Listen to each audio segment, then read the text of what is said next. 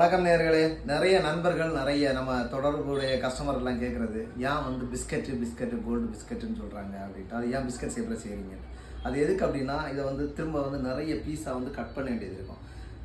சின்ன சின்ன ஆர்னமெண்ட்டுக்கு வந்து ஒருத்தரம் வந்து ஒரு ஸ்பெஷலிஸ்ட்டாக இருப்பாங்க. அப்போ வந்து அவங்கக்கிட்ட தான் அந்த ஒர்க்கை கொடுக்கணும் அப்படின்னு சொல்லும்போது, இது வந்து நம்ம வந்து உங்களுக்கே தெரியும், விலை உயர்ந்ததுங்கிறதுனால மட்டும் இல்லை, பீஸாக தான் கட் பண்ணி அதோட செய்கிறதுக்கு கொடுக்கணும். அப்போ வந்து நம்ம கட் பண்ணுறது ஈஸியாக இருக்கணும். நீங்கள் சொல்கிற மாதிரி பால் ஷேப்பில் செய்யக்கூடாதா?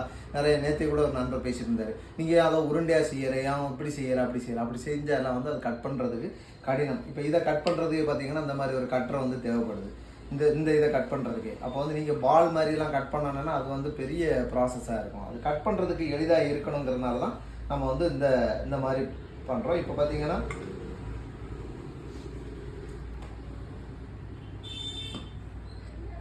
இப்படி பாருங்க, இதுவே கட் ஆக மாட்டேங்குது.